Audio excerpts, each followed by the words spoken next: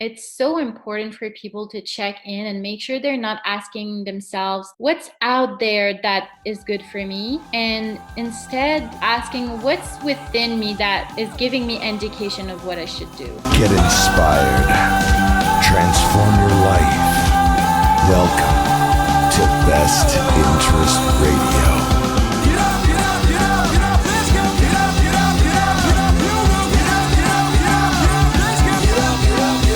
Hello everybody, welcome to part 2 of my episode with Flo as we continue to dive into our discussion based upon how digestive health equals mental health. And this part of the conversation we talk a little bit more about intuitive eating, how our beliefs affect our body's response to certain foods we eat, and we get into a little bit of a discussion about fasting and more into the energetic and spiritual side of foods and how our emotions, play an effect on our body and the foods we eat and all of that stuff. So stick around for that, and also Flo gets into her amazing program that she has to offer. So stick around, have a listen, and thank you so much for listening to Best Interest Radio. This being said, I wanted to talk about my favorite digestive enzyme company, Biooptimizers. I have tried so many on my journey to healing my gut and bringing it back to balance. This company is by far the best. They also make very high quality probiotics that are directed at helping improve our mental health called Cognibiotics, as well as an amazing enzyme that will help you digest gluten with ease called Gluten Guardian. So, if you're looking to try something natural, safe, and effective to assist your digestive system, check out the link in the description for a discount on Biooptimizers. The secret is to never abandon your connection to yourself and staying mindful of how you do things. It's the how that really counts. It's not what you choose to eat. It's more about what state of mind you're going to be in when you eat. Exactly. I always keep that in mind too. And there's actually, whether you're Christian or not, there's a part in the Bible that talks about how what you eat is basically based off your conscience. So if you believe the food's going to be bad for you, it will be bad for you because your conscience is weak. They don't say it in these words, and if you believe it's going to be good for you, it'll be good for you. And it also talks about not judging others about what they eat, because it's like, he eats this or doesn't eat this because he believes in it. So, and you believe in what you eat, so you sort of kind of look at yourself first. And that's actually something I really want to talk about too, is I believe that our beliefs play a big part in how food affects us. I'm all about the placebo effect. I mean, of course, I talk about changing your mindset all the time and changing your life, and I don't think it's like 100% your mind, like changing things at the flip of a switch. I think it's like a sort of 50-50 thing. Like, you can't change the external, but you can change how you react to it. So you can't change what's coming into your body, but through the placebo, through the mindset, through your belief about what you're eating, you can change how your body responds to it. Because we're equipped with fascinating, outstanding physiological processes, and our ability to adapt is incredible. So if we can have confidence in what we eat, in a state of gratitude, our food will be that much better for us. Mm-hmm. Yeah, food and all the systems that we talked about are only the physical part of a holistic approach to mental health.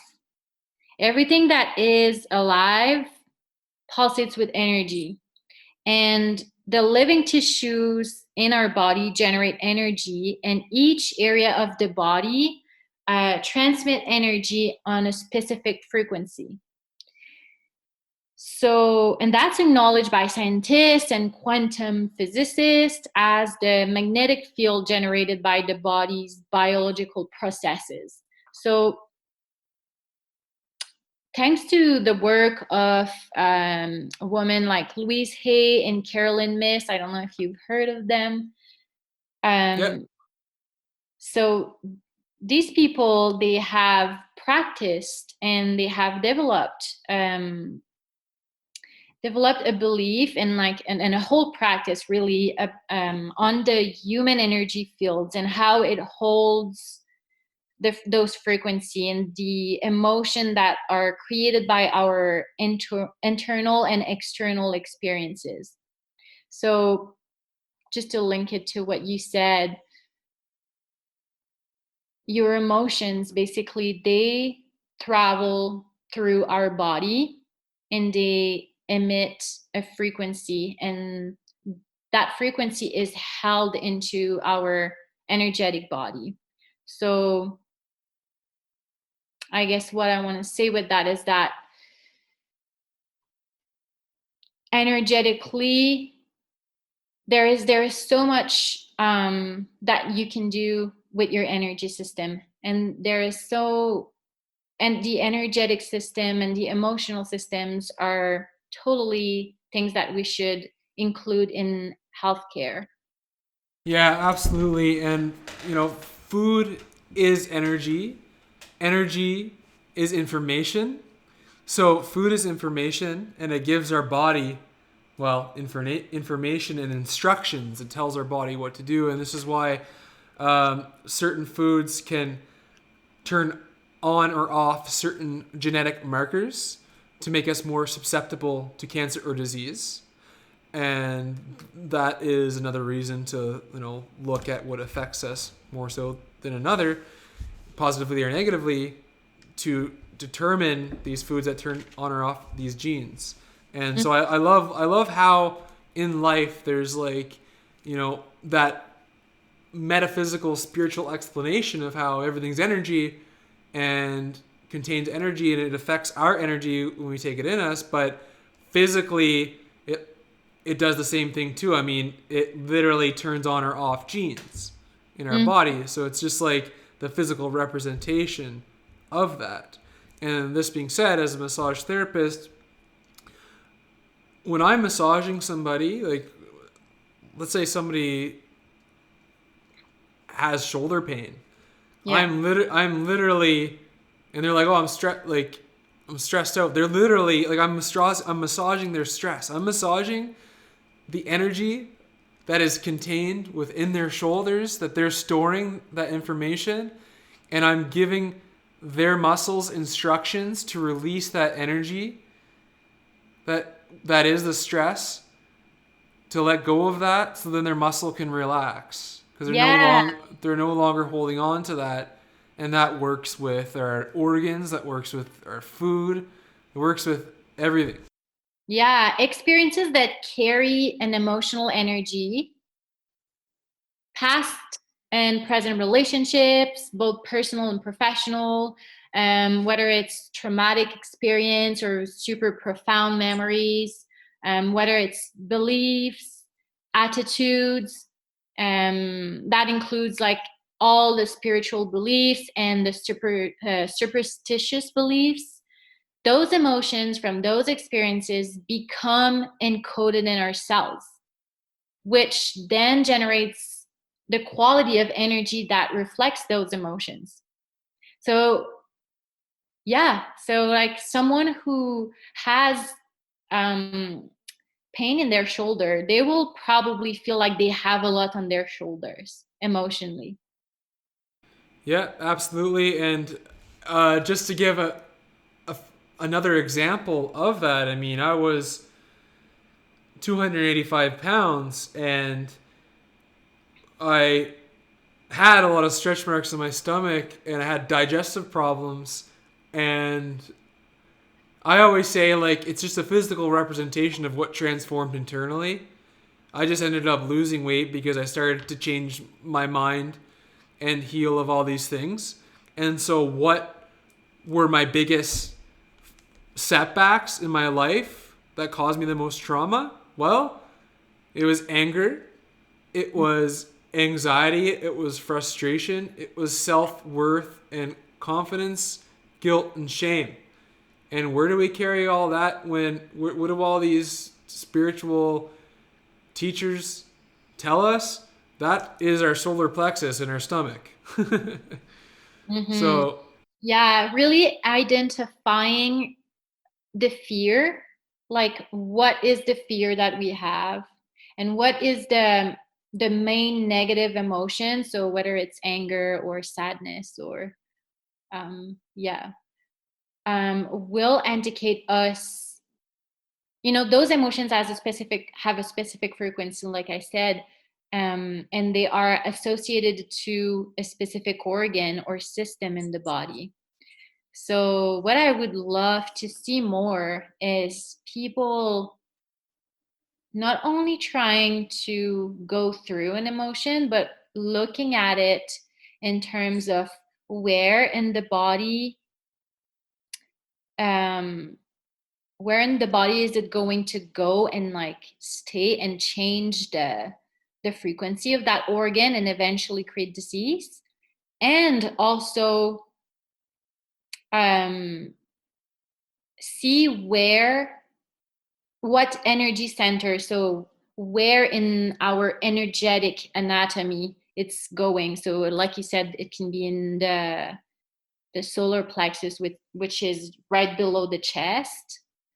um where is yeah where does this energetic center is, and what is the spiritual lesson associated to this energy center? That's the spiritual part of thing. Being spiritual is just seeking spiritual lessons with events and people and disease as and symptoms as cues and messengers to bring to our awareness our need to integrate this spiritual lesson. exactly. It's about being more aware of yourself and the how you relate to what's around you. Yeah. Yeah. Um, I, what is your take on fasting? I think we shouldn't fear fasting. I know animals fast and detox. I believe that it's a very primal way to reset our digestive system. It basically gives a break to our digestive system, and it's very beneficial for people who have overwhelmed digestive organs. That's how you can basically validate someone that wants to fast. It's how they will how overburnt their liver or stomach or pancreas are, and how much their gut needs to be cleansed. But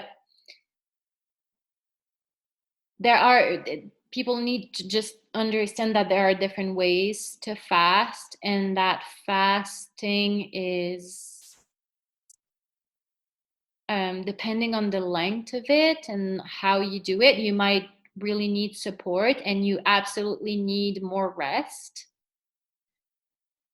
And you can do fast without water, but you can do it for very long. And there are specific points in the fast that, yeah, you might very well need support. So yeah, getting support from someone who has done it many times, or someone who has guided people doing it, I think is safe. And just being, like I think everybody, the main thing that I value in my career, in my life even, is self authority and freedom of choice in healthcare. So I'm not here to tell anyone to do or not do anything if they feel, if they really are connected to their body and that's what their body is, giving as a message, I will say, okay, research it, like really um, work with your intuition, but in an educated way. Yeah, I would agree with that. I've used fasting to help me along my healing journey. It's helped improve my relationship with food because when you're without food and then you eat it again, you appreciate it more. Or you restrict certain food groups and you eat it again, you appreciate them a lot more. It's Mm-hmm. helped me develop self discipline. And one thing too that I notice is, and that I keep in mind when I do fasts, when my body tells me to do it, Mm-hmm. is you know we are constantly. I mean, most people are constantly thinking about food or making food, or we're actually eating. Like life sort of revolves around food. Mm-hmm. And when we go without food, we can choose to use that time to be more consciously aware and get a little bit more in depth and involved with the other pleasures in life that are around us. We Mm-hmm. don't need all of our pleasures in our mouth. We can there look at the Activate beautiful. other senses. Yeah, like look, well, not even, yeah, other senses, but just the relationships around us. Like, I had a food addiction. Maybe I'm still, part of me is still trying to heal of that, even though it's been 3 years. But when I go without, I can be like, okay, I don't need food right now. I'm safe. I'm nourished. My body's doing its job of healing itself. I have beautiful children. I have 3 beautiful boys that are amazing. I have an amazing partner. Like, she's so wonderful to me. I have such an amazing family. Like, I count my blessings, count what I'm grateful for, and it allows me to be more present and more in the moment. And I Mm-hmm. think, fasting has been like the number one thing that sort of all religions and spiritual practices have done. And I think there's a reason, because it connects you more to what matters, connects you more to spirit, connects you more to God, because you're not focused on what keeps you in your body, which is food. You're focused on everything else, but, well, if you choose to, it'll help you get through the fast, certainly. But it can be a really spiritual and beautiful thing. But and then some people just look at it for the positive benefits, which that's good too. Gives you greater clarity of mind and all that stuff. It helps you think more because your body's producing ketones, and maybe you're eliminating a certain food that's been causing brain fog during that fast or whatever. Well, But it's because what happens during fasting is that the energy that would usually be used to digest food, all of it is converted into energy to clean up the system. So you have a lot, like after a few days, you have a lot less, um, toxins in circulation if you didn't have too much in your fat deposits. So you're experiencing clarity because it's clear. It's clear of things that are usually messing up with signals in your brain. yeah, Mhm. And that can absolutely be a beautiful way to be more present and to have a spiritual experience, like be in a connection with deeper part of yourself. And I think this can be valid in any type of fast, like avoiding to do something that we do every day for a day or two or three, taking a break of something that we've been doing every day for a while is is beneficial. I think there's nothing that you could do that wouldn't be beneficial. Maybe sleep, but other than like social media fasting and screen fasting. screen fasting is huge. It's huge, especially if we're talking about mental health. Yeah, absolutely. Um, Another thing I was gonna ask you is like, what's your take on keto, carnivore, vegan, vegetarian, paleo, all these different diets? Because I feel like when somebody, when they're new to all this, when somebody's like, I'm going to change my life, I want to start living healthier, I want to lose weight, whether it be one or the other, I think a lot of the times they might feel they have to pick a diet to go towards. So what would you say to them, and what's your take on that whole subject? I would say to people, pick yourself, pick the exploration of yourself and your own biochemical needs, your unique nutritional imbalances. Find out what they are, and you'll know what foods to choose. That's super simple. It's super simple to come to me and have a full, like, 5 pages of questions. And those 5 pages of questions, they're so worth it, because they will give you insight on what needs support, what needs more nourishment, what you need to avoid, and what you need to focus on avoiding in your lifestyle, and what type of thoughts you should be focusing on having. I give affirmations to people that that connects their body and their mind, basically. Yeah, so you're helping them to also develop a healing mindset. Yeah, I do.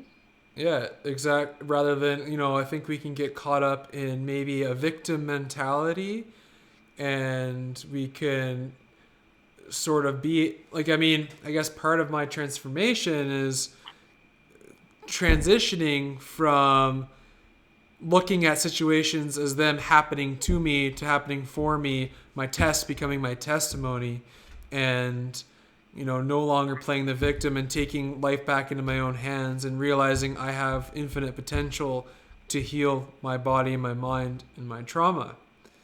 And so you help people a lot with that as well. I remember you sort of mentioned that before, and like helping people with their healing mindset and energy healing principles, because that's so important when you're embarking on any journey, is getting that down pat, Yeah. and getting those affirmations down, um, setting intentions and goals for yourself. Not even just goals, but more so just intentions, and deciding things for yourself. Like, I'm going to do this because, or, and so on and so forth. Mhm. Yeah, it's so important, like, in terms of the information that is available about nutrition and all the diet options. It's so important for people to check in and make sure they're not asking themselves, what's out there that is good for me?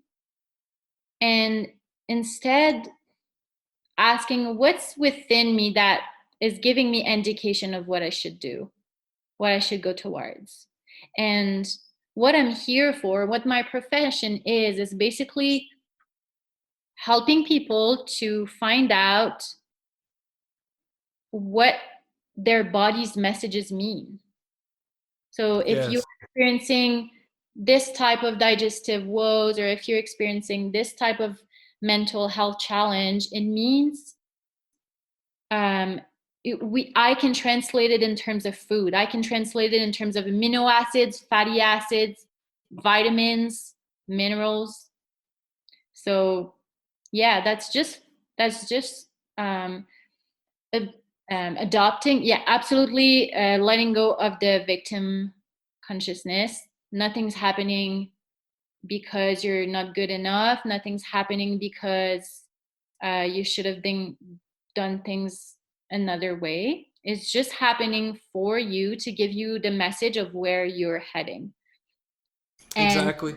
yeah, and if you can't interpret what your symptoms, you just go to someone who's able to tell you what's underlying, what's under those symptoms, what's the imbalance under that.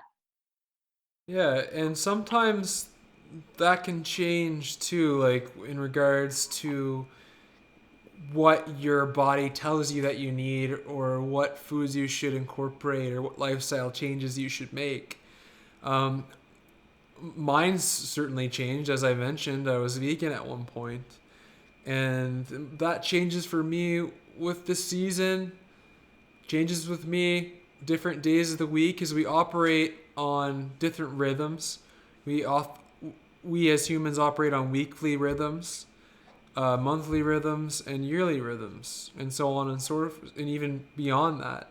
And so it's Yeah. about paying attention to those. So if during the winter time, my body tells me to eat more like squash and meat and stuff, like grass-fed beef and pasture-raised animals, and in the summertime, my body tells me to eat more vegetable-based diet.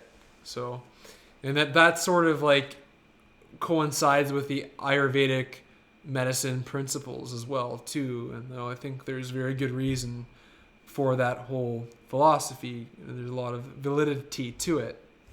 So I understand that you're working on a course, and do you think that'll be ready by the time this is published, which will probably be in December or sometime in January? I think I will probably be starting with the group of people in February, but yeah, launching, opening doors for enrollment in January. That's amazing. So what's that all about for the listener, if in case they want to find you on social media or something? What are you offering? What services are you offering that you could help them with? Hello, everyone. Flo here. I'm super grateful Jordan accepted to have this conversation with me. And on top of that, he accepted that I record a little conclusion for the audio to tell you about a couple offers that I have for you right now. I want to tell you right away that one of them is free.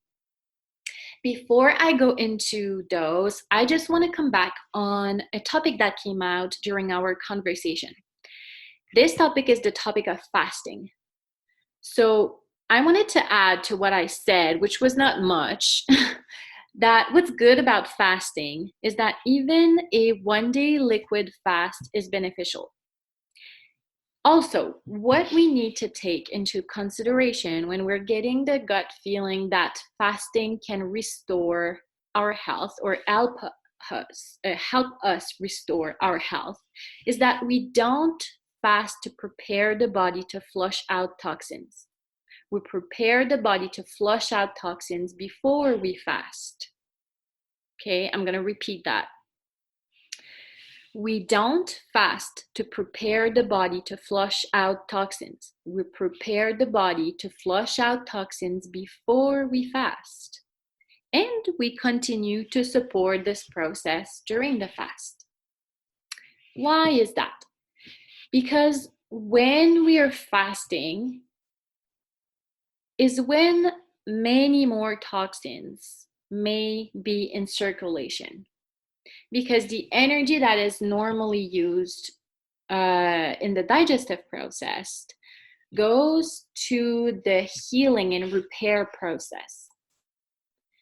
So basically, what I recommend or suggest or invite you to talk with a professional is taking the responsibility to support the organs that have for function to flush out the toxins that have built up in your body. These organs include the colon, the liver, the kidneys, and the skin. So that's basically what I wanted to add. I think you have a long way to explore with those avenues. And now I want to let you know about my first free educational tool. It's not a diet. It's actually a compilation of 18 different foods that are known to benefit the mental well-being beyond nourishing the food. So what I mean by that is that those are foods that are known to support organs and systems that are the most intertwined with your nervous system, your brain, your mental health. So this e-guide is about 25 pages. It's free, and it's meant to help you progress in your food selection and preparation. Now, I also want to tell you about a little 4-week course that is coming up on the creation of mental health. So it's basically my blueprint for creating mental well-being and a sense of grounding. Again, it's not a diet. It's a blend of knowledge with a focus on mental health. It's really worth it in our hectic times, right? Imagine feeling in control, serene, and able to balance high achievement and replenishment. That's what this course is going to teach you. The module 1 is meant to help you create a healthy flow of energy, because energy is what we are, and it's connected with our physiology. In module 2, which is week 2, you will learn how to create digestive health, because faulty digestion breaks harmony in the whole body and mind. In module 3, you're going to create intestinal health, because I don't know if you knew that, but disease begins in the gut. In module 4, last module, last week, so it's 4 weeks, you're going to learn how to create a brain-friendly flow of nutrients so that you can set the foundation for hormonal and emotional balance. So that's it, my friends. I hope that you're curious about this, and I hope you're going to indulge your curious side on what I see as the full circle of foundational teachings to create mental well-being. And of course, I am open to answer any questions, and you will see links in the show notes for the 2 different offerings that I just told you about. Yeah, that's really good. So I'm gonna include all of like the links to your stuff in the show description, and so people can find you and stuff on social media and all that jazz. And I wanted to ask you, like, before we wrap things up, first and foremost, is there anything else you're feeling compelled to share to leave the audience with? Yeah, something came up to me when what you just talked about before asking me about the program, about how your needs change according to the season. Yeah. What came up is that healing is not linear. So that's something that we really need to integrate in our mindset, is that doing something, we'll probably have to do something more than once so that we can heal. We will need multiple cycles of getting curious and in touch with our body and learning about it and taking action and transform through consistency to finally become a new version of ourselves, a more healthy version of ourselves. And in my own life, I actually never expect to manifest a positive change in my health, whether it's emotional or physical, in less than 1 month. I work on a monthly basis in terms of goal setting and intention setting, and even diet planning. So every month for me is a new opportunity to focus on something that will improve my health. And I know that if it gets better, it doesn't mean I won't have to refocus on that area of my health, because we're cyclical beings. And I've seen it in my clients too. All of them who were able to apply that, um, they've seen they've seen they've seen their concerns become less of a burden, and they have seen their self-esteem improve a lot, which really helps them keeping going. Um, yeah, what happens is that people see themselves for more than a feeling, a symptom, or a diagnosis.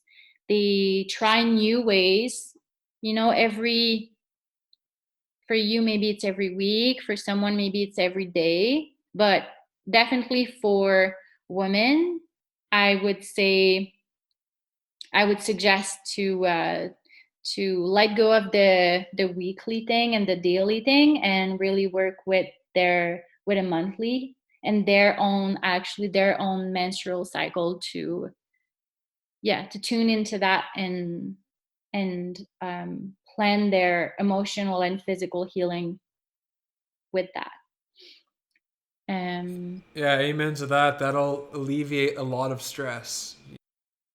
Yeah, that really changed my life, to let go of the weekly, um, even the physical activity. I was so struggling to adopt a weekly schedule for my physical activity, and it took me years to realize, hey, this is not the way, because you're a woman and you have a menstrual cycle, and every week you have different level of hormones, which are sending different signals to your body and to your mind, and therefore you need different things every week for a month, and then it comes back again. And as soon as I aligned with that, so much stress on my body and on my mind went away. Yeah. So, yeah, bringing to our conscious awareness that we are worthy of feeling control and of where our health journey is headed, and that peace that we can get if we align with our own individual rhythm, is like is the way. It's the way. Absolutely, aligning with your own truth and understanding that that truth will change, because that's Hmm. called growing and evolving. Yeah, the only constant in life is change. And that's the beauty of it, right? Yeah. Because we're not going to want to stand still all the time. We're going to want to get up and move and explore. And I think I'll end it with a final question, and that question is, what is one thing, one mind, body, practice, or lifestyle habit that you do now that you wish you did years ago, that you would recommend other people to try out for themselves? Having a self reflection practice based on my menstrual cycle and the cycles of the moon. Yeah, that's really good. Do you journal that? Yeah, I use the symbology and the meaning of the different phases, and yeah, the meaning of the different phases of the moon, which can be basically, it's a reflection of my own menstrual cycle. um yeah, I use that to ask myself questions. Exactly. And for the men listening, just pick up a journal and self reflect and, you know, just write down what comes to mind and notice how you feel with certain Yeah. things. And write down your intentions and stuff. But, anyways, thank you so much for coming on and chatting with me. It was a pleasure. We touched on some really great subjects here and really great topics that will help a lot of people. So, I wish you the most success with your course and your journey of helping others. And yeah, thank you very much. You're a beautiful Thank soul. you. Keep up the good work. Thank you so much for this time to have a conversation together.